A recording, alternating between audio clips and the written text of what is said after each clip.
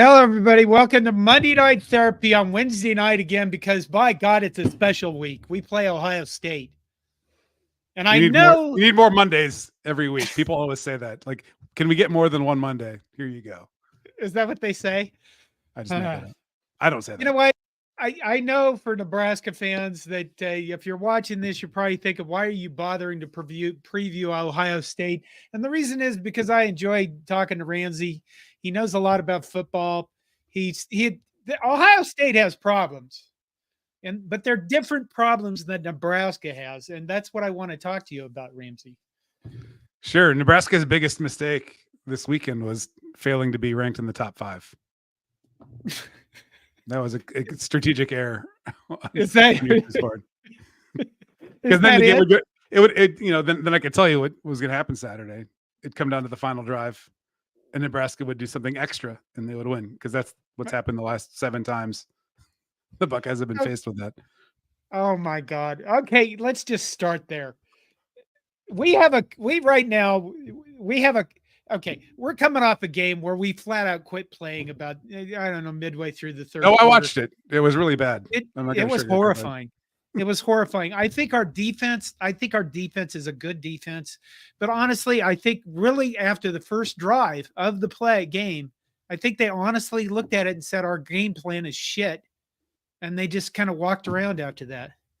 And our offense doesn't exist. Our offensive coordinator needs to not be there anymore. Did I hear him say at a Nebraska presser to state media that they were trying to get like 5 yards of play? Did I hear that correctly? You heard that correctly. That's like, I mean, I don't have it in front of me, but I think that would be like 100th in the FBS. It's around 60th. Yeah. Is it? Okay. Somewhere in there. You don't want that. You want like better than you that. Don't. I just, the guy, okay, I want to talk about your problems, damn it. All right. Let's finish with the offensive coordinator. He needs to not just be fired. He needs to leave the state. There's nothing there. There literally is nothing there that we can do. We have one of the best, like a restraining order. Like he can't even go to like Colorado. Like, is that too close? Yes. Like you know what I mean? Like a horseshoe kind of radius around Nebraska. Get the fuck out and don't come back. It's just, there's nothing there. There's literally nothing in the running game that inspires anybody. I honestly think we've regressed as the season started, not because we don't have good players and we're all bagging on our players now, but I think that they look at, this, you work in the industry, that when you have a bad project plan, or you don't have enough budget, or you don't have things right in your organization, that nobody feels good about it, and therefore nobody executes worth a shit. Doesn't matter if it's football or not. If they don't have confidence in what's going on, they're just like, I don't know, I don't feel like going to work today. And that's what it looks like on offense. The buy-in, the lack of buy-in. Yeah. You gotta buy into it. Like you're convinced. Like I think about the team that just played Nebraska. They portaled 36 guys away from Bloomington after firing their, like, no matter how you feel about Satterfield, Tom Allen's a bigger loser, right? So, and they brought in 16 guys, and 13 of them were from JMU. So it's not like they loaded up on like being world beaters. What they did is I mean this in a healthy way. Sig is a cult leader, and you believe what he says, or you're just not going to be there, which is how a lot of those guys got portaled. They believe that they're awesome. And when you believe that you're awesome, like you got a better chance of being awesome than you have of being not awesome. And they were awesome on Saturday. They were fed up hearing about how lousy their schedule was. And Nebraska was like the first brand that they've faced this year. And man alive, they ate you up. It's really bad. They did. They really did. They haven't played anybody. Oh my God. All right. They're good either way, man. Good teams beat the shit out of bad teams, and they've been beating the shit out of everyone they played. All right, we're just gonna take that. Shay Blatarski says it takes an hour to preview this game. Expect mass carnage and avert your eyes. What else needs to be said? You know what? I do these interviews not just because it's a game preview, but because I am interested in what people who are fans of other teams think about their teams. Yeah. Because everybody has problems. Everybody. Texas has problems. They lost. You know, Ohio State certainly has problems, and that we'll get there right now. Okay. Ryan Day needs fired. I'm not one of those guys. He needs a consigliere who is a much lesser human than he is. I think he's too good of a guy, which gets misconstrued as soft. Yes. He said it today when questioned. You know, they were 1 second away from a game-winning, extremely makeable field goal against the number one team in the country, and so of course that's a catastrophe in Columbus. And when he was asked about, you know, Oregon had 12 guys on the field and like baited. Well, they didn't really bait. It was smart. They committed a penalty. Yes. They found a loophole. Yes. Shaved 10 seconds off or 6 seconds off the clock, and that won the game. If you want to take it down to one play, games are won in 60 minutes. Anyway, Day was asked about it today, and he's like, "I guess some teams will do anything to win." Yeah, they will. You played Michigan the last 3 years; they did anything to win. Like, how is that? Why is that so surprising? Yeah, I don't get that. You know, when you saw Dan Lanning kind of admit that, I imagine there's a lot of people that felt that way. But I looked at it because I do a lot of history stuff. I mean, years ago, those guys would exploit the rules.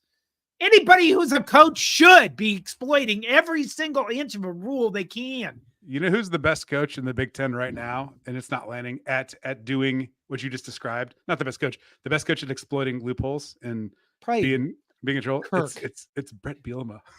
Yeah, he's awesome at he finds little things. He used to do things just to piss off Joe Paterno back when he was at Wisconsin. I remember they burned out the end of a second quarter by just exploiting something with like kicking before the rules for kickoffs. He had his guy kick it out of bounds 3 times in a row, and they got to halftime without having to give Penn State a possession. That rule is different now. And Lanning just got the rule changed for 12 men on the field. The offense can pick if they want to run off of the time or if they want to reset the clock. But like, just Bielema is he may be kind of oafish, but dude's a troll. It's amazing. Here, Nebraska Rascal says Ramzy is awesome. Glad he is back. There you go. So you're not in the fire Brian Day court. No, he does so many things better and elite than the things he does poorly. That's you need to change it. You need to change up of course they're a top 5 program. They're top 5 every year. The playoffs, 12 teams deep. They're going to go to the playoff all the time. Right. It's beating the teams that are equitable in talent and coaching to Ohio State. Those are not coin flip games for Ohio State. They're losing them, and they're losing them in very similar fashion. So what you don't have a Bosa? No. Why is that? They only made 2 of them. Ohio State got both. Well, okay, you get the idea though. I'll look it up right now. What is Ohio State in sacks this year? Pitiful. I mean, Chase Young had like 17 sacks in 2019. Mike Vrabel had like 16 in 1996. Vern Golston had a bunch in 2006. They don't have double-digit sack guys. The leading sacker last year was Jack Sawyer. I think he had 6.5. He got 3 in the Cotton Bowl. They're just not getting sacks. And now that we've got nerds running football, like, what about pressures and hurries? Like, I don't care, dude. Pressures and hurries don't really matter. Like, oh, so you rushed a quarterback, maybe he'll be less, maybe he'll be better. But you know, when you tackle him and he's holding the ball, that's a sack that matters. And they don't sack the quarterback. On 2 Saturdays ago, they didn't pressure Dylan Gabriel at all.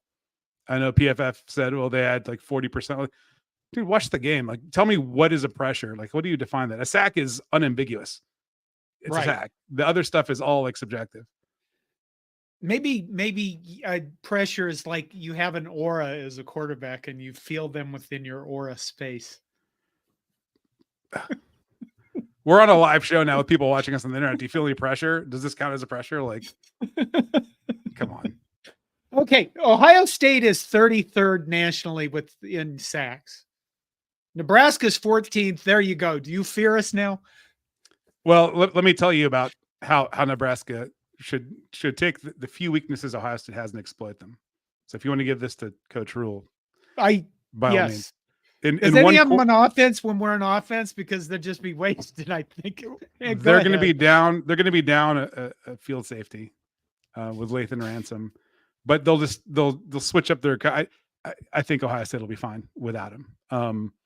On offense, where Nebraska might have, I think Nebraska's defense is pretty good. They're not as bad as they looked in Bloomington. That's not who they were. In one quarter in Oregon, Ohio State coming off of a bye week, Ohio State lost its only real serviceable blocking tight end, Kazmarek, and they lost their best offensive lineman, their left tackle, and Josh Simmons. So that's, if they lined up together next to each other, that's where Ohio State likes to run. They're both not available. Simmons is done for the year. Kazmarek, months. I don't know. Ohio State could be playing 10 more games in the system. So out for the year is kind of a, I don't know. So that's vulnerable. There'll be another lineman that doesn't really get in all that often. That all being said, Chip Kelly's still coaching the offense. He's done more with less throughout his career. So him being down like 2 Ohio State caliber players, that's like how he coached. It's like, oh, it's the usual. They'll be okay, but that side of the line is, that's what I would pick on. Okay, where you Flies Goodbye says, I don't understand why Nebraska fans always blamed the guy calling the plays.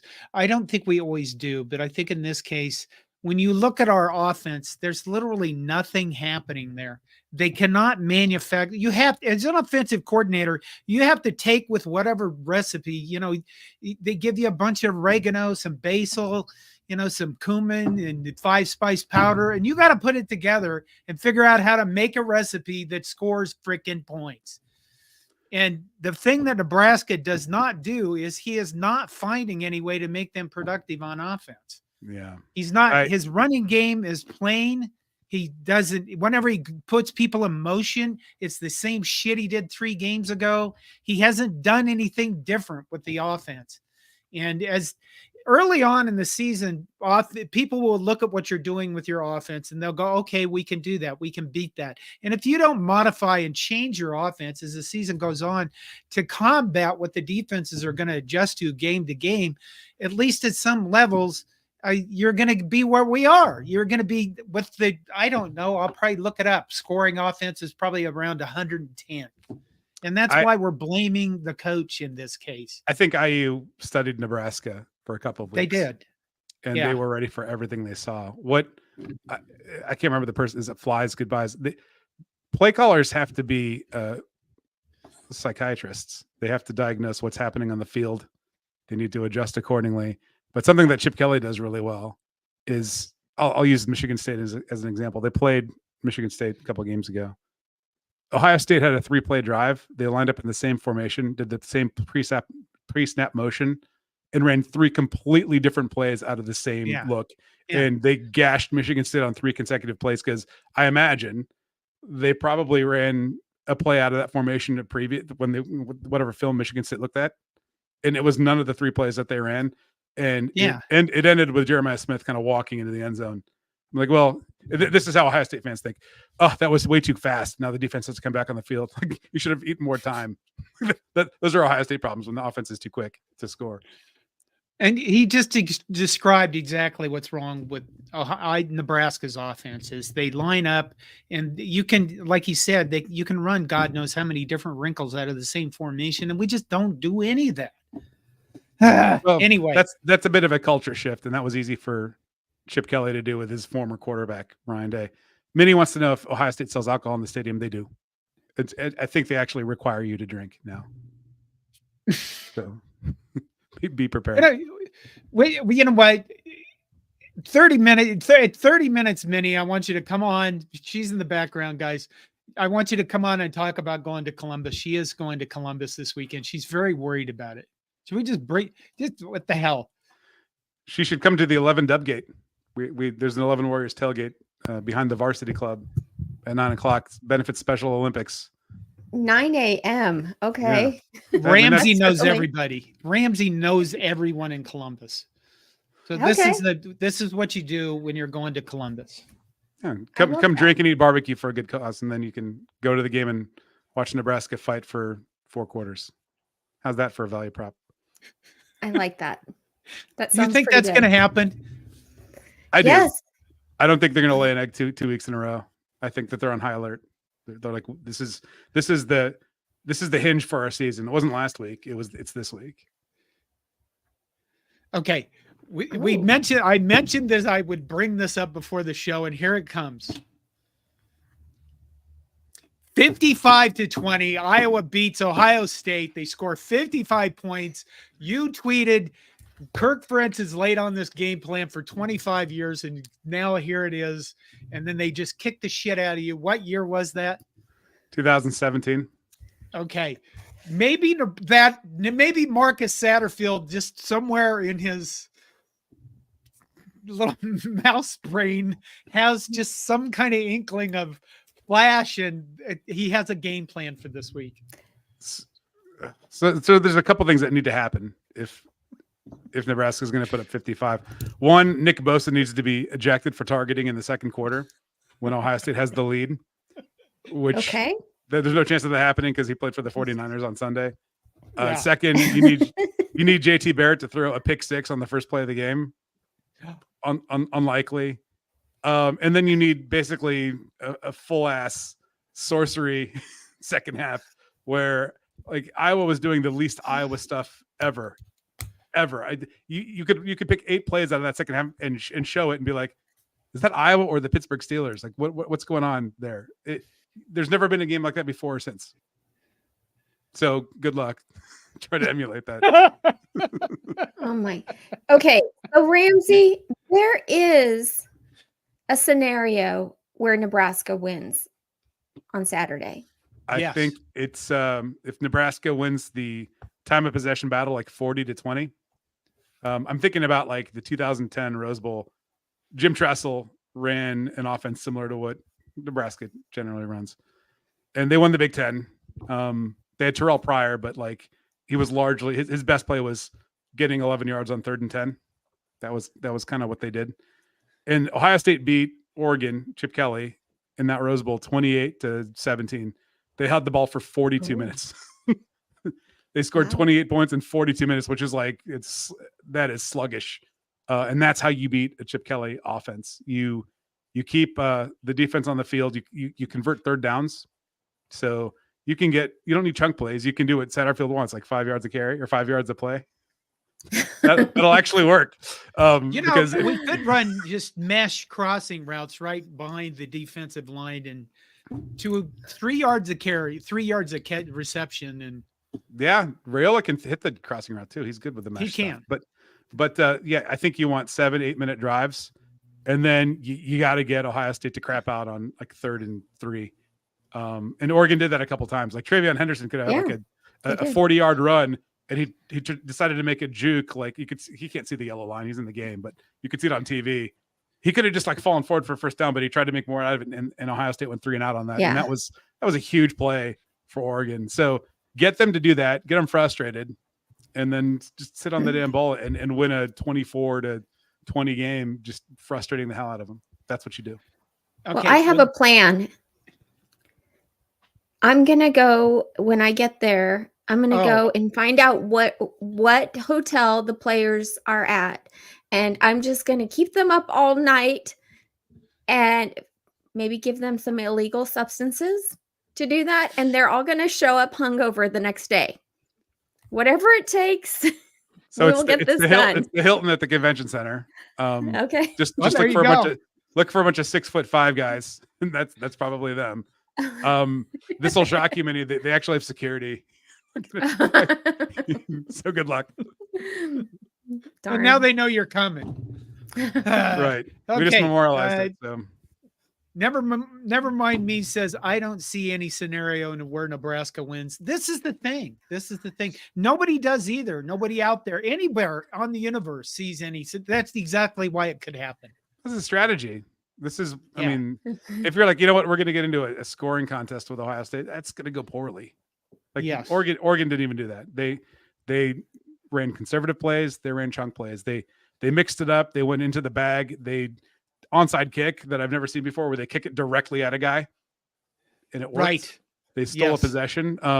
They pulled out that. They also, both teams planned for that game. Ohio State under Ryan Day just wants to show up, play their kind of game, and expect to win on talent and execution. And usually that works. that'll work against Nebraska. It will work against Nebraska. Nebraska has to do extraordinary, unconventional things, but then also play keep away. Right.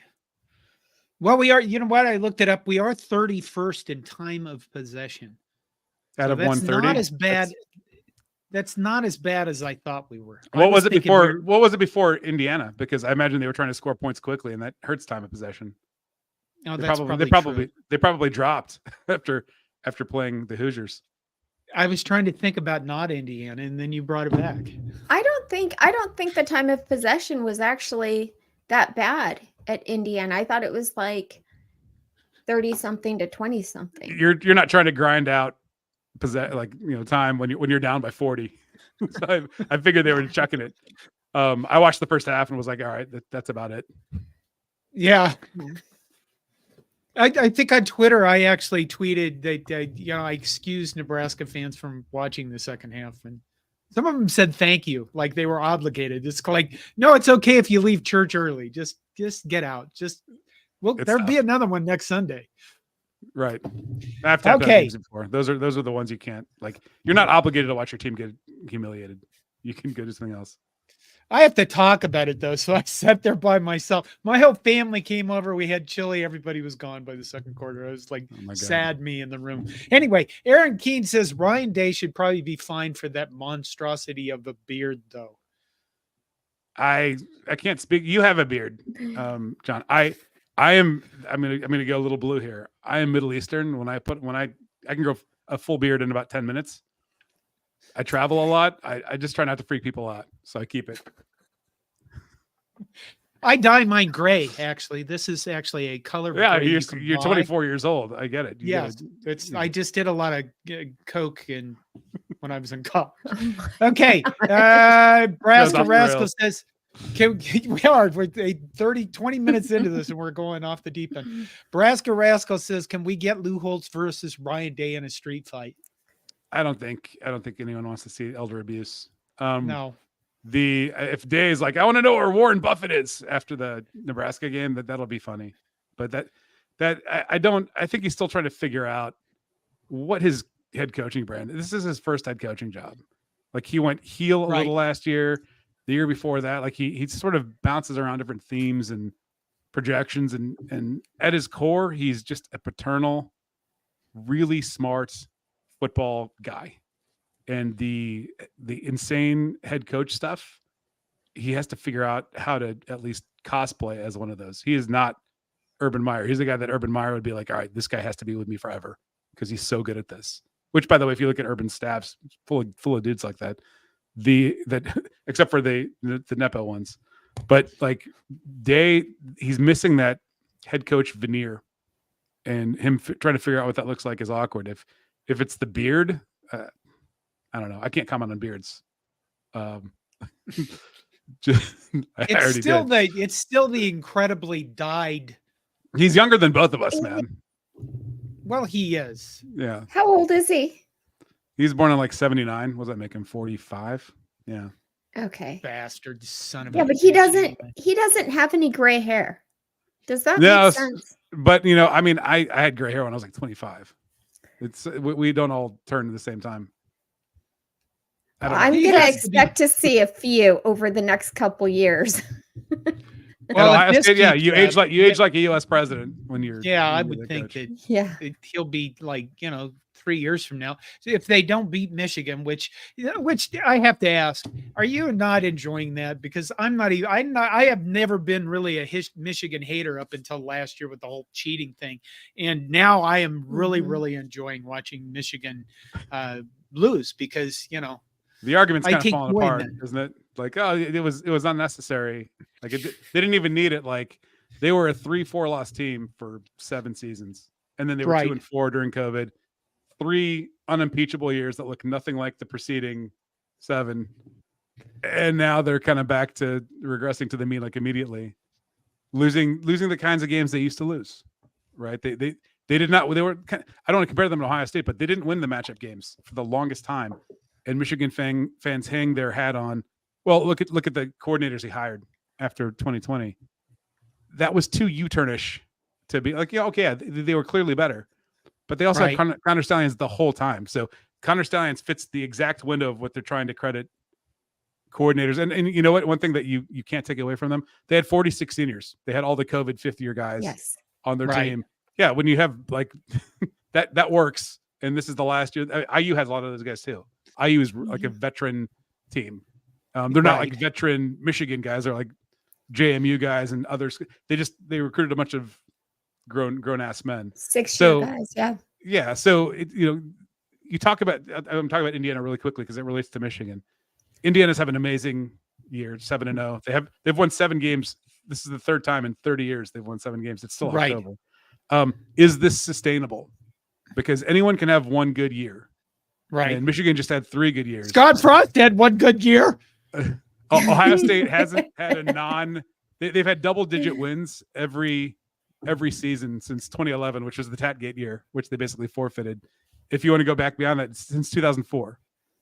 So that's 20 years of double-digit wins with one obvious asterisk. Oh, they didn't have double-digit wins in COVID year because they only played 8. They played in the national championship game. So the like sustainability is a lot more challenging than having a one and done. And I think the new I'm picking topics for you, John. This whole era now, you're going to have teams loading up for like one big run, and you'll see some of these like, oh, they were good last year and now they are ass. I'm enjoying Michigan being bad because I'm an Ohio State fan. I want them to lose every game. I'm not one of those let them both be undefeated when they play. Like that happens a lot. I don't need to wish for that anymore. It happened last year. I would like to see them eat shit and then like be full and then be forced to continue eating shit. It's been fun. Michigan Twitter has, Nebraska Twitter this week has disappeared. It has been an extremely quiet week for Nebraska Twitter. Michigan Twitter has largely disappeared. There you go. Vince Watson says many as our Connor Stallions in training. Yes. I just gave Minnie the game plan to beat Ohio State. That's not stealing. I just told it to her. Left side of the line. Hold on to the ball. John says time of possession is the most overrated stat in football. I would say it isn't if it's part of your strategy. If you're playing a team who has an offense that is terrifying, it is very important. If you're playing against a Jim Tressel team where they're just trying to win 20-19, John's absolutely right. It's situational. It depends on what your opponent looks like. Fred Sacco says our offensive play caller doesn't need to be a psychiatrist. He likes apples, like a slow kid on a bus that's not as long as a standard bus. Come on, man. Okay. That's offensive to psychiatrists, slow kids, and apples. Let's okay.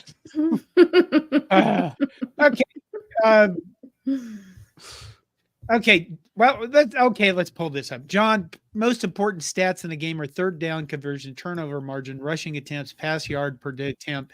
You win 3 out of 4 with those stats and you win the game. Yeah, that's very true. I mean, third down conversions keep your offense on the field when it needs to be. Turnover margin, everybody knows if you turn the ball over, you're losing. I don't know about rushing attempts. I want to. That's part of your overall structure. He's right. Usually you win the game, but I think about Ohio State's most recent national championship win against Oregon. They lost the turnover battle 5-0 and won by 22 points. And that's because they kept Oregon's awesome offense with the Heisman winner with Marcus Mariota off the field. Right. And they were opportunistic, and they also fumbled everything they touched, but they still won because they played to their strengths. They didn't try to fight Oregon on theirs. They tried to take them away. So strategy is big, man. It's not just, you can't look at stats and be like, well, that's overrated, that's underrated. Who are you playing? Right. Then you decide which stats matter, and then you exploit those, and it changes week to week. Okay, I have to take this one just because, oh my God, this is so painful. Richard Arietta says, alumni screwed up Nebraska as far as Big Ten. They should have never fired Bo Pelini. Let's take that first.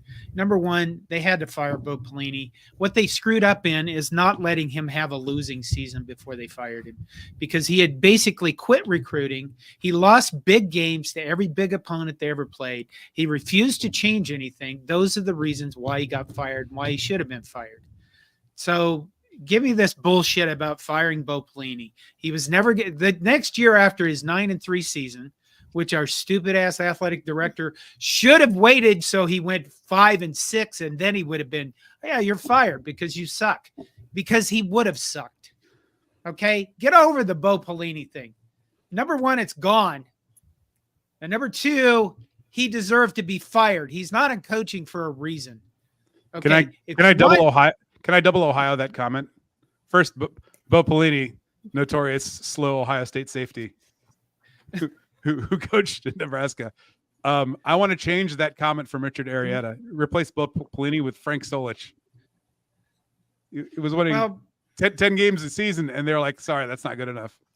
Yeah. What are you doing, Nebraska? What are you doing? Again, you know what I mean? We had a dipshit athletic director, and if you're going to fire Frank Solich, you should have waited until he failed. You got to, that's understanding, giving your program a physical and figuring it out. John Cooper was fired in 2000 after going 8-4, which isn't terrible. And people say because he was in Michigan, it was because the program was rotting on the inside. Right. They knew what the next couple of years would look like. Jim Tressel's first year, they went, to your point, John, they went 7-5 in his first season, and they went 14-0 the next one, largely with Cooper players because they rehabilitated the rotting core into something that ended up being a dynasty for a decade in the Big Ten. If you want the rest of the comment is this: if you want Nebraska to go back to the Tom Osborne era, we need to go back to the Big 12. That ain't it.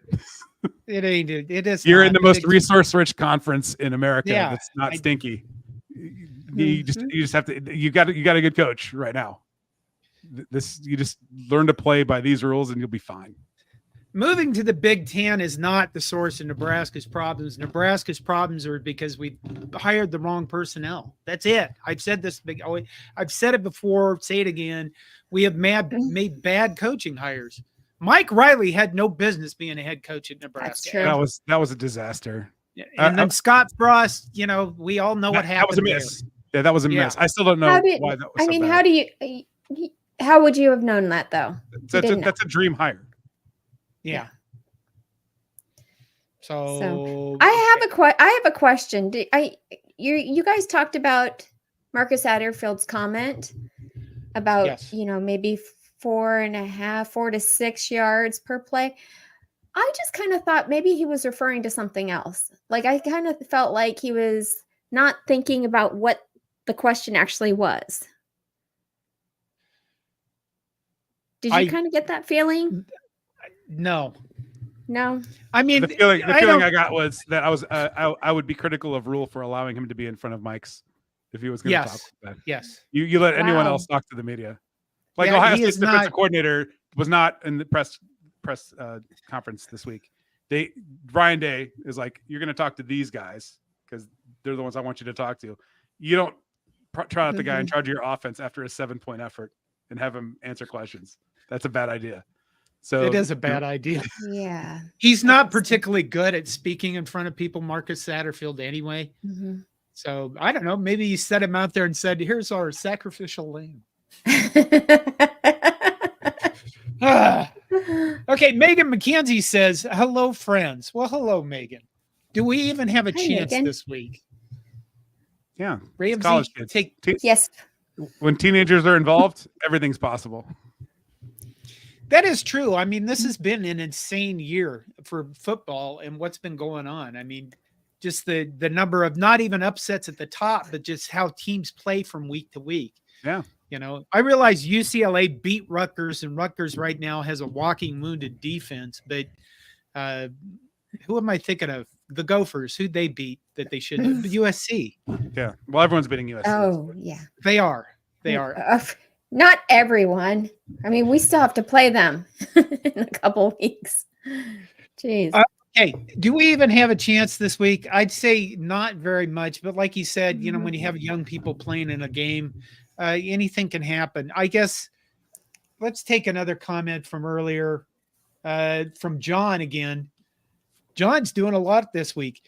John asked, Ramzy, what kind of score do you think would be respectable? The line's like 25. So let me go back to something I told you when we previewed the season. I think we were on together in August. Yes. I told you that I liked Matt Rule, which is still true, and that Nebraska would be undefeated entering this game. I'm off by 2 games, but one dramatically off. Like right. I knew IU would be better. I didn't think they'd be like hosting ESPN College Game Day better in October. The second thing I told you is that Ohio State would be allowing 9 points a game defensively. They were allowing like 8 points a game, 6 points a game entering the Oregon game. Oregon scored 31. So what kind of a score do I think would be respectable? With me, I'm not changing my preseason prediction of Nebraska being good/better and Ohio State's defense holding teams to single digits every game. I think 49-20 would be a respectable game.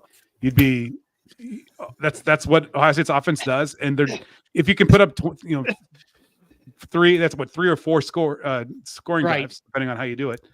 20, you're doing way better than most teams do against Ohio State. The teams that score 31 are ranked literally number 1 in the country.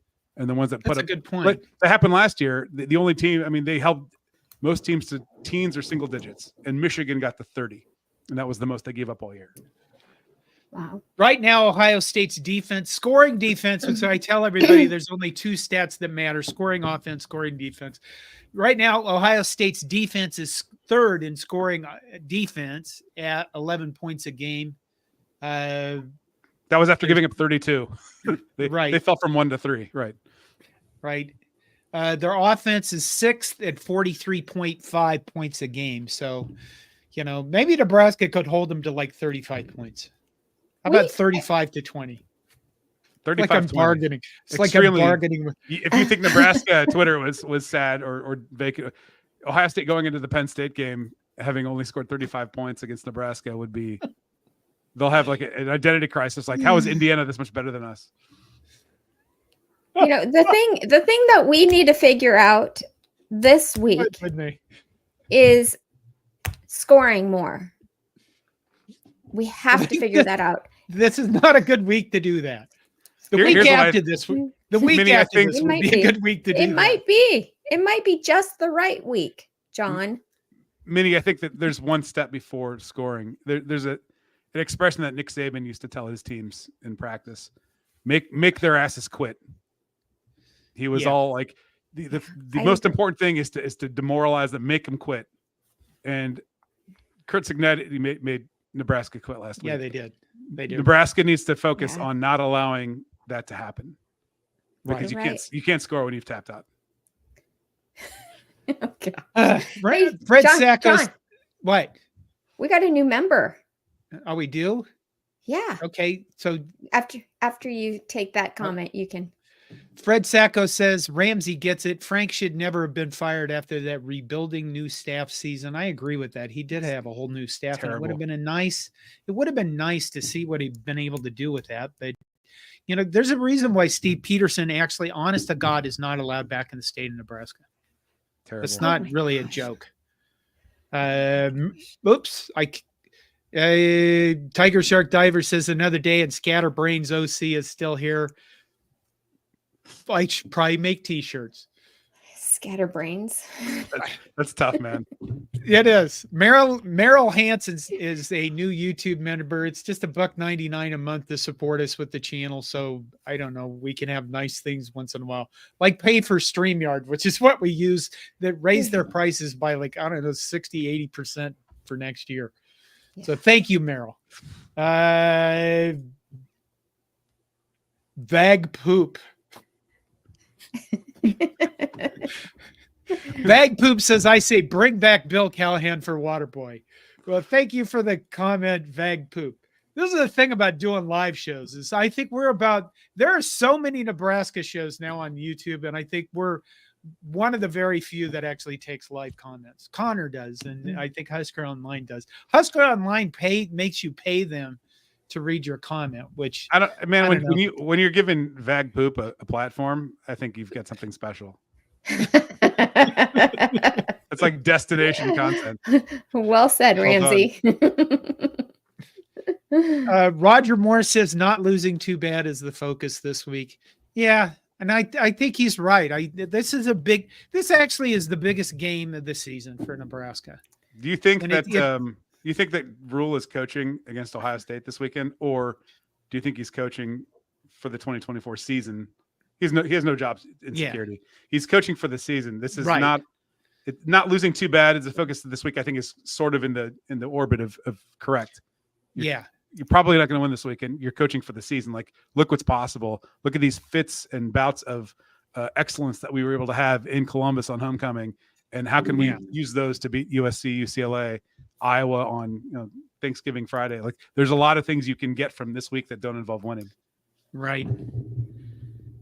Minnie?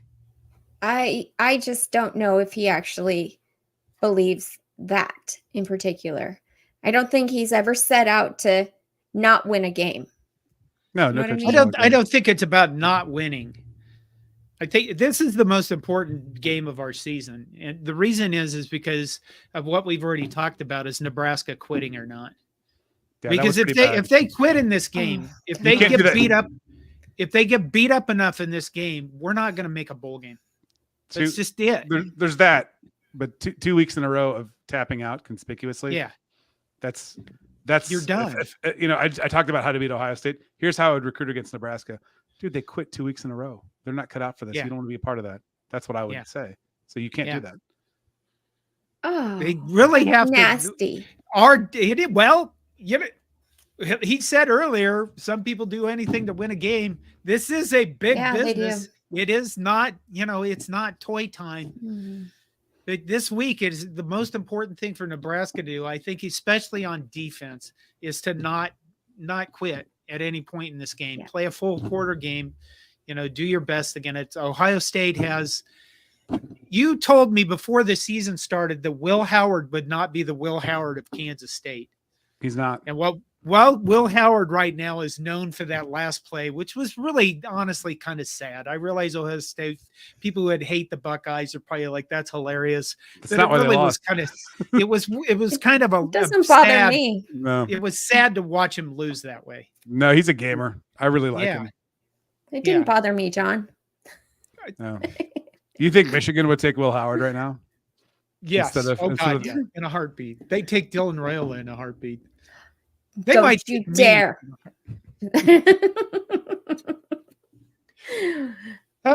John Jacobs comes in with Raiola is gone after the next 5 games. Hashtag entering the portal. If Marcus Satterfield stays around, I can see him leaving, because the goal of the Raiola family, or Dylan Raiola, should be to get to the NFL. And if he's playing for an offensive coordinator that he doesn't feel is going to get him there, why would he stick at Nebraska? So that's a possibility. It's kind of trolling John Jacobs, because, we're all vulnerable right now, you bastard. You hit us right where we live. But, it is this is a huge week for Nebraska. I know everybody's kind of dreading it, but this is what coaches are made for. This is why Matt Rule has like an $80 million buyout or whatever the hell it is. Yeah, they'll figure it out. They have to figure something out to make us not be embarrassed. Well, that's the thing is, you're doing the thing that crazy football fans do, where you start to have an existential crisis because a game happened. Which I mean this in the kindest, most flattering way. You'd be great Ohio State fans. you had a bad Saturday, and now you're like, Dylan Raiola, Nebraska legacy. Dylan Raiola is going to transfer because of, like, hold on, they lost the game. Like, it's Okay, Vince Watson says Vegas has Ohio State total points at 37.5. That would give everybody anxiety. The best offensive lineman's out for the year. They need to figure that out. I think how that's going to hurt Nebraska is that Ohio State's going to start running some stuff that they have to run now that they hadn't run before, which means Nebraska's not preparing for it because they have not seen it. Well, we have a good defensive coordinator. I'm sure he's consulting the Oracle. Connor Stallions?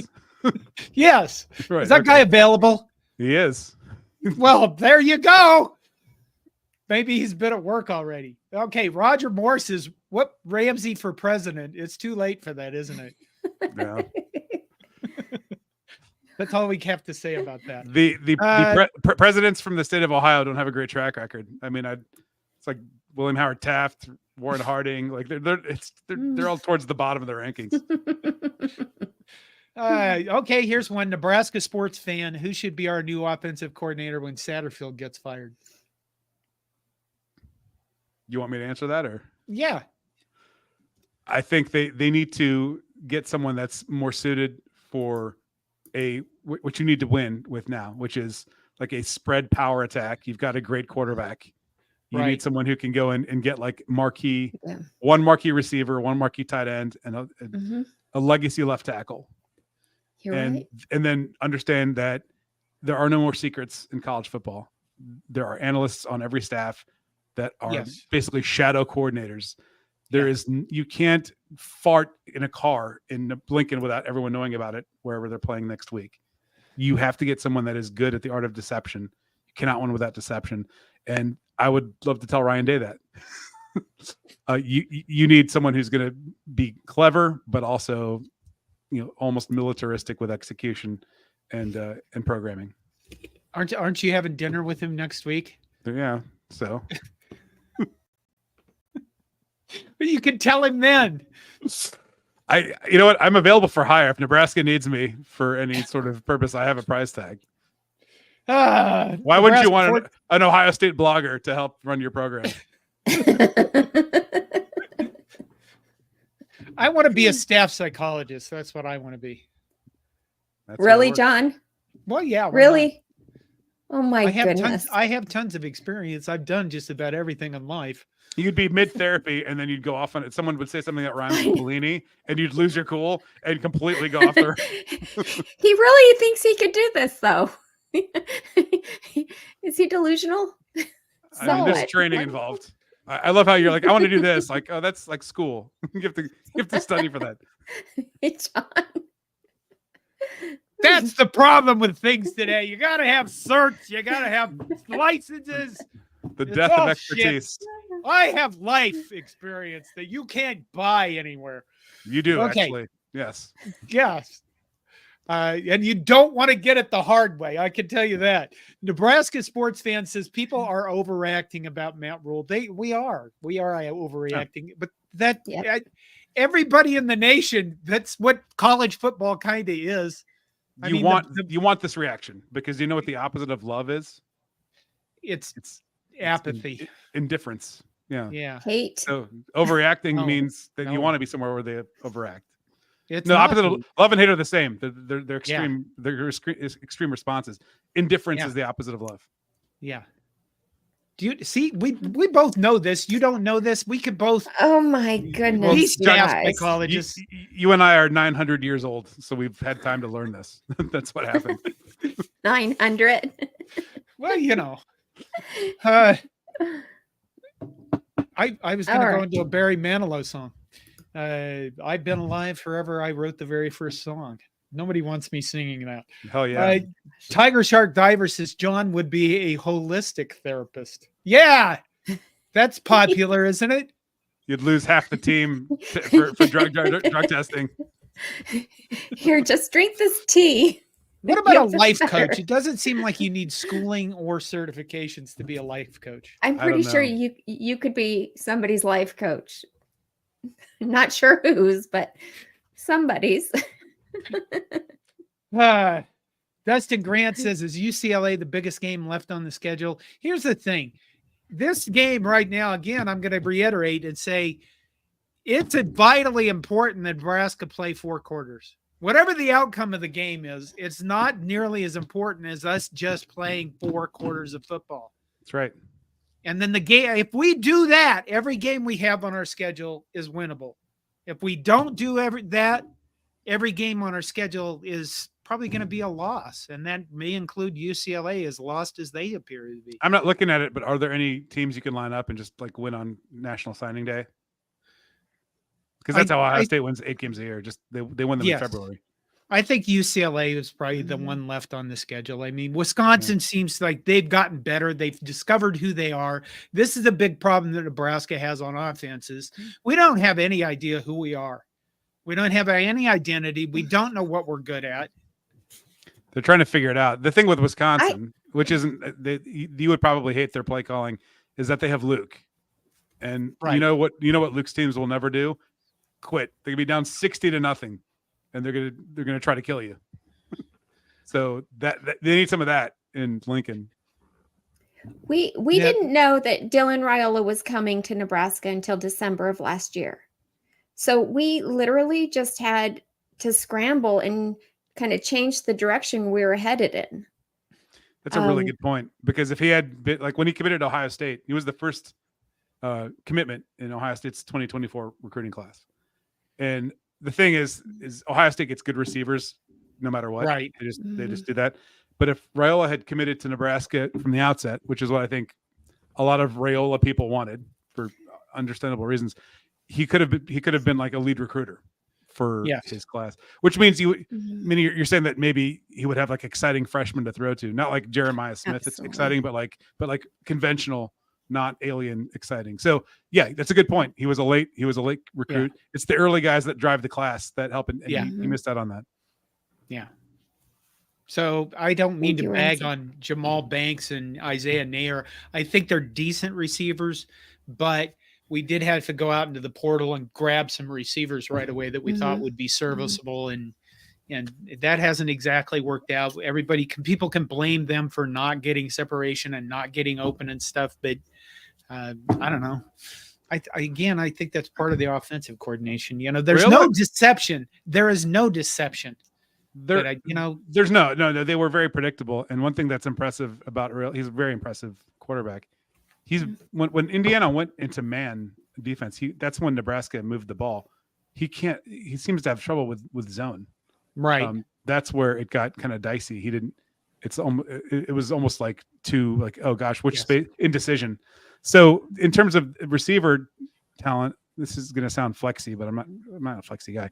The worst receivers Ohio State's defensive backs practice against would start at Nebraska. That's the one area of the team where they're 9 deep. It's stupid. Yeah. Oregon has 3 elite receivers. You can't run that game plan against them. You have to hope that Ohio State doesn't play zone, which they like to play a lot of man. So that's advantage Nebraska. And you have to scheme them open so that it becomes easier. And that requires creativity. If your guy can, if he's been holding some stuff back, this is the week to show it. Well, actually, John, there's a comment that I was hoping you would bring up. Well, then Colin put it J. up there. Put it up there. It has to do with Heinrich Harburg. He said the magic word there, and that was creativity. There it is. It's triggering. There it is. I think that's it. Colin J says all option with Harburg this week. No need to get Raiola killed, or run Wildcat with Mazukua. Ohio State will never see it coming. Ohio State has no pass rush, so getting Raiola killed would only happen if he released. Yeah. If he stands there for 10 seconds, which he sometimes does. Wait, seriously? Ohio State doesn't have any pass rush? No, we talked about this. No. But for real, this is good for us. Yeah, they're not good. It's good in that we don't get our quarterback killed. No, they get hurries and pressures, Minnie, which we don't. Yeah, we don't know what that is. Okay, well, I think I think right now they actually are putting more data receptors in the helmets, and they've identified parts of the brain that are, when a quarterback feels pressure, it ticks off a box. Okay. I can see that. That would be amazing. I love analytics, but we have some that we absolutely don't need, and pressures and hurries are 2 of them. It's to make people feel better about their defense. It's to sell subscriptions. It's kind of like saying she's nice. All I'm saying is that it would be nice to see Harburg on the field more with Dylan. No. Okay. If we're going to discuss that, if we're going to discuss Heinrich Harburg, they should do with him exactly what they did against Indiana. They should run those, option plays. They should run quarterback run type stuff, maybe some RPOs with him, things like that. That's what his strength is. I don't think he should be on the field with Dylan Raiola just to be on the field. They think that's a bunch of bullshit. I think it would be unconventional. It would get you could steal a Mm-hmm. timeout from Ohio State in a close game, but like whoa, what's that timeout? Yeah, right. Okay. You remember who was game plan here? Well, when a few years ago, Nebraska was playing Ohio State, and we did come out in the eye, and we ran an entire series with option, and Brand moved down the field. I think that was under Frost. 2018. It was his first year. It did force a timeout, and then they had to adjust and then we stopped running it because they adjusted. That was a garbage fire defense Ohio State had. That won't be possible this weekend. They beat Maryland like 52-51 that year. Like that's not going to happen. Shea Blatarski said, "I'd hate to come back from being dead just to watch this Nebraska clown show." It's one game. Yeah, it is one game. We do have other sports, and they've been fun to watch. Baseball is fun. Volleyball. Basketball, there's that thing. That thing has been amazing. Nebraska basketball the last 2 years, or the last year, 2 years it's been fun. Actually, if you took the football program out of the mix, Nebraska's athletic department is doing actually pretty well in terms of success, across all sports. Our rifle team is excellent. So come on, man. Come on. Don't be that negative, Shea Blatarski guy. All right. Can I put this up real quick? Well, This is a great question. Nebraska sports fan says, on your merch, what does TNHFEGBR stand for? I'm somewhat new to your channel. It stands Can I guess? Can I guess Yes. before you say it? Yeah. The Nebraska Husker football excellent go Big Red. GBR is easy. That would be nice, actually. If If it was even similar to that, Ramzy. What is it? It's the catchphrase I got known for in 2021 after the Minnesota game. There is no hope. Fuck everything. Go Big Red. Which, Yes. at the time, That's awesome. it was. I might have to buy one of those. Yeah, I was told by Nebraska. You have to take down your shirts to say "Go Big Red" because I do have shirts where it's spelled out, but they were like, no. Yeah, you can't get away with that. GBR isn't trademarked by them. I did for a very long time. Okay. And then I came out with a Nebraska Bug Eater shirt. And apparently that was too much. I looked through the trademarks and I thought I didn't see Nebraska, but so I screwed it up. And I love big, complicated acronyms. That's good shit. I like it. Yeah. Flies Goodbye says, "You're hired, John. Let me know." There you go. I'm hired as a life coach. Which one of the things did I apply for? That you mentioned like 9 jobs. Like, all right, I did. A holistic spiritual counselor. Before we're done, do you have a Marvin Harrison? Yeah, his name is Jeremiah Smith. Okay, so that's the guy. Yeah, he scores in every game. He'll score on Saturday. Okay, and who's this year's what? Ezekiel Elliott. They have a kind of a 2-headed monster thing happening. It's Travion Henderson, who is very quick, very good feet, very skilled senior, and Quinshon Judkins, who was the SEC's leading rusher last year at Ole Miss. He's more of a I'm going to run through your chest guy. What you keyed that you starred this one, Minnie. Why did you star this one? Have people. Andrew Frazier says, "Have the people that are running universities been educated to the point of utter stupidity?" Well, I'm not sure what that's in reference to. Can I try to answer it? Yes, you can. I would Google the law of diminishing returns and just apply it. So the easiest metaphor to use there is like Runza. I'll use that for Nebraska. Like Runza is delicious. I love it. And then if you went back to the counter for seconds, you'd feel a little bit shame, but you'd still eat it. By the time you get to 5ths and 6ths, you're running for the toilet from both ends, right? So education's similar. You get a bachelor's degree, great. You got a college education. Master's, when you start to see the people with like 8 commas after their names and they're not surgeons, they've spent so much time studying that they're now stupid. They're overeducated and they can't relate. And while they have a lot of knowledge, they're not very smart. Yeah. That's what ends up happening with people like they that. don't have the life experience that Ramzy and I do, right, for 900 years. 900 years. Yeah. Husker for Life says, I am going to be positive and say we ball out, go to Columbus and win 36-29. Wishful. Yeah. I love it. That's positive. I like that. Kaylee Bartels, hello Kaylee, says the coaching staff should use this game to compete, yes, but also as a test bed for improvement in the last 4 games. That's exactly it. I think they're gonna. You know what? They're also gonna find out about this is they are gonna probably find out who's gonna play and who isn't. Yeah.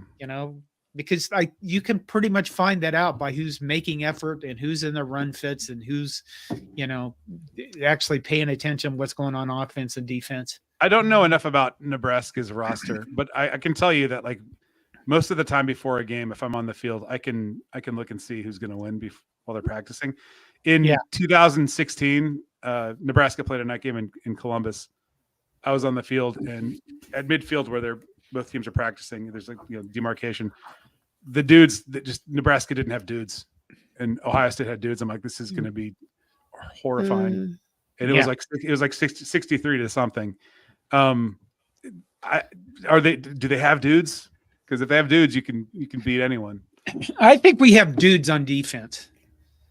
I think that we have. I think that our offensive line has gotten better, but we're not dude. We're not the kind of team that on 3rd and 2 is just going to say we're coming at you and we have a running back that's shifty enough to pick a hole and pick up 2 or 3 yards. We're not that. Are we that against maybe UCLA? Perhaps. Are we against that? Maybe a USC. We're that team, but against Ohio State, no. You can do a quote unquote man up 3rd and 1.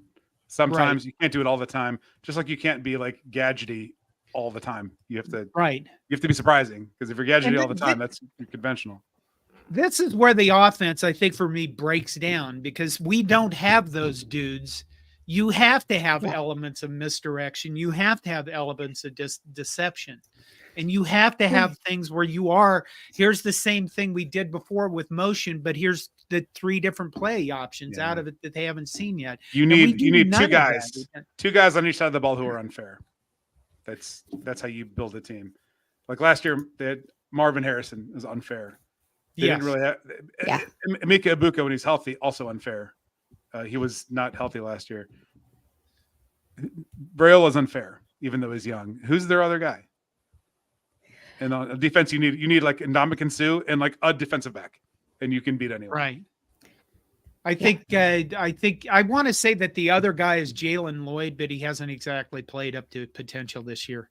Yeah. He's a speedster. If he can get behind anybody on the defense, that's the guy that could stretch the defense for even Ohio State.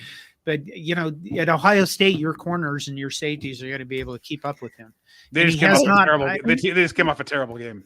So if you want to pick the emotions, this is the one to do it. Okay. They also say Ja'Cory Barney Jr. is the dude. Right. He's a freshman. So he'll be a dude in another year. Yeah. I was going to ask you one more thing before we go. Now I'm sad that the coldest left Nebraska. That was my favorite Husker. Still sad. He was awesome. I love the coldest. Where is he now? Put it this way. Nebraska just picked up a 4-star offensive tackle? 4-star. Juju. Juju Martin. What's his last name? Juju Martin or something? Marks, I think it is. Juju Marks, yeah. Okay, we have to pick up way more of those. Mm-hmm. And I think his line about Nebraska was, I'm coming to Nebraska because they paid me the most. And that's really what, we all have to grasp that new game. I saw the quote from Gundy today, something about another older coach complaining that, everybody is talking about money. Well, welcome. You never took a reduction in salary. Hold on a second. Am I hearing that correctly? That the head coach of a program whose chief benefactor is a dead billionaire who the stadium's named after didn't bequeath so much money to them, like that they would be competitive forever? Sorry, Mike Gundy. Yeah, and he's never T-Boone, taken a reduction. T-Boone is in hell. T-Boone is in hell, being like, "Stop whining. I left you a ton of money." It'd be one thing if they went 3-9 and they said, "Okay, well, I'm going to give back $2 million of my salary," but they don't do that. But then they complain about college football players. Paying for a good tackle means you're a serious football program. So, congrats, Nebraska. Yeah, that's just it. That's all changed. And I think the other thing that's going to happen for change over the next, the next forever now, because the House settlement is coming in, is this attitude that we had on Monday or Tuesday, probably even now. Nebraska should never lose to Indiana. Okay, well, you guys got to realize you can take all of the past 120 years of football and all the history and everything and chuck it out the window.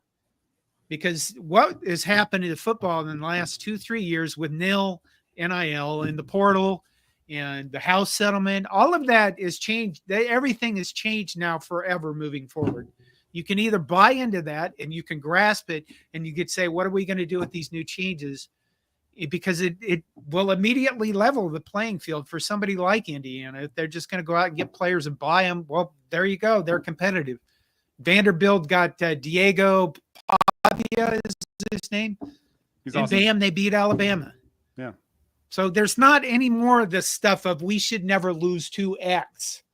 Maybe UTEP because they're not up in the Big Ten area. But when you're looking at your own conference mates, you can throw all that stuff out the window. Now you're an Ohio State guy, and you damn well will be saying there's no way we should ever lose to Indiana. The last time they lost, they lost to Indiana in 1988, and Earl Bruce at the postgame press conference said, "This is the darkest day in Ohio State football history." It's like this. He did. It wasn't like you got to give him credit. They played well. He was like, "This is the darkest day." It's unbelievable. It's an amazing thing to say into a microphone. I make that long spiel, and then you just bash me into the ground with that. No, I mean we were talking about we mentioned several football programs that have famous billionaires, like Mark Cuban. Is an IU guy. He did the narration. He did the narration for the IU Nebraska hype video for last week, which seems to be effective. We talked about Oklahoma State, Nebraska, pretty famous billionaire lives down the street. One thing that in the NIL era to not sleep on, like Texas Tech has a surprising number of really wealthy like oil guys, not like billionaire guys, but like 3 comma net worth type of guys. If you have someone who needs to get rid of money, which is what you want when you're in university. Right. It should work. It should be fine. Yeah, Minnie says, stop being so cheap. This is what I'm saying. We need more money. Everybody cough it over. It's behind that curtain back there and bags of cash right behind that curtain. You never know. Flies Goodbye says, we are coming. We aren't there yet. Okay. The coldest. Sorry, John. Go ahead. He's at Louisiana Tech. He's from Louisiana. Yeah. Yeah. The coldest Crawford. Poor guy. Fred Sacco says we have dudes, but some suck. It's every team. You want more of the ones that don't suck than do. It's a math problem. That is a math problem. Okay. All right. Minnie, do we have anything else? I have a question. Yes. Okay. When was the last time that Ohio State had a losing season? 2011. They were 6-6. They went to a bowl game they shouldn't have gone to, and they finished 6-7. But they also had no head coach. It was the last time they had a losing season in like a regular, like non-asterisk season. 1989. So that in and of itself is enough reason right there to have, a continuum of good recruits coming through. Yeah. Ohio State's floor is 8-4. So you should be like, when's the last time they only won 8 games? It's been a while. Gosh. One day we'll be there again. We used to be there. We used to be there. I just didn't. We just made very bad personnel decisions for 20 years. I think Nebraska came off 2 legendary coaches and thought this is normal, and nothing's normal. Alabama was a catastrophe until 2009. This century. Yeah. Michigan was lost in the wilderness for 20 years, and they're heading right back there again. Yeah, they are. You have to where they belong. You have to make normal, and you have to fight to keep normal. And that's one thing that Ohio State's very good at doing. They're like, we will keep normal. This is normal. Double-digit wins, beat Michigan, which they haven't done in a bit, but always be like nationally relevant. The last time they weren't nationally relevant was like 1992. It's been over 30 years. They've been nationally relevant every year since. All right. We'll get there. Okay. Greg says, "Hey, Ramzy, great seeing you. Of all the competition John brings on the show, I tolerate you the most." That is about as high a compliment as we can get, I think. I'm telling my wife, hey, I'm well tolerated. See? She might disagree, though. She'll be like, all right, we're gonna go see. I before the season started, I interviewed a guy, James Williams, and he now writes for USA Today for UCLA. He covers UCLA, and UCLA is going to come to Nebraska in November. Right. And I asked him, do you have a winter coat? And he said, I don't even know what a winter coat is. So I hope I can have him on again and go through like what winter stuff to buy. Just let him know that Lincoln is the Pasadena of Nebraska. It's basically the same thing. Like, were we in the air for 3 hours? Like, how did we barely left? What? All right. Is there anything else you've got? Anything else we need to go over? I mean, if you're in town and you're a Nebraska fan, we've got a charity tailgate behind the Varsity Club. If you go to 11warriors.com, you can see the details. You donate to Special Olympics, drink some beer, eat some food, see some Nebraska fans because you guys travel like crazy. I'm sure we'll have plenty. I'll be there. I'll say hello. I'll say nice things about you, John, and Minnie. If you find it, I'll come see you. Track me down. Okay, you got it. I will probably be doing another polar plunge this year, and the money that I raise for that goes to the Minnesota Special Olympics. So nice. There you go. Yeah. Well done. My goal with that every year is to be the number one person on my team, and I've done that. So there you go. Nice. There it is. All right. Nebraska plays Ohio State at 11 o'clock Saturday morning, 11 o'clock God's time. And this is another big problem for Nebraska is I don't think they really have figured out how to start playing before noon. And in the case of Indiana, it was already too late. So I really do. I think that they're just walk out there sluggish as hell. But they got to figure this out this week. I think that's it. I've said this 3 times now. I'll say it again. This is about two clunkers in a row. I think 2 clunkers in a row would be dangerous. I think that this is going to be a cornered Nebraska team. And I don't think you need to worry about quitting twice in a row. If that does happen, I think that's a sign that Rule's lost this team. I don't think he's lost this team. I think he's going to have them fighting like hell. That's good. Minnie, you got anything? Well, I just wanted to show you this, Ramzy. We like you. Classy as hell from Aaron Keene. So there's more positive things. Classy and tolerated. Look at those. Look at the descriptors. Phenomenal. You'll be most insufferable bastard the rest of the week, won't you? Nah, I can't do that. Or do you get this kind of compliment stuff all the time? No, I'm not. I mean, I think people have an expectation when you think Ohio State fan, you think of like the dudes you see on TV at every game, or you might know someone from Ohio who their entire brand is like the Buckeyes. I've written about them for 30 years. I'm like you. I kind of grew up with it, and it's part of who I am. But like, right, brand's empathy. So like, we both love college football. You win some games and you lose some games, and you're alive to see another Saturday. And that's how I approach it. Good attitude. All right, we're gonna last comment. Laren Tiltman says, "John, see you in the bathroom." Wow. Okay. Well, I guess we're gonna find out. Yeah, that's how we began with vag poop and we ended with the bathroom. Oh my goodness! All right, Ramzy, it's good to see you again. Always enjoy having you on. Always enjoy talking to you. Good to see you guys. And, Good to talk to you. I would say good Great luck, to but see you. I really don't. I don't need to. All right. All right. Enjoy another glorious college football Saturday. You should just treasure them because soon it's going to be March and you're going to be like, Nebraska basketball's over, and now I've got 4 months of actually having to deal with human beings and not enjoy my Saturdays the way that God intended, which is watching games. Right. That's Well a good said. ending. Yeah. All right. Good night, Minnie. Good night, Ramzy. See you guys. Be good.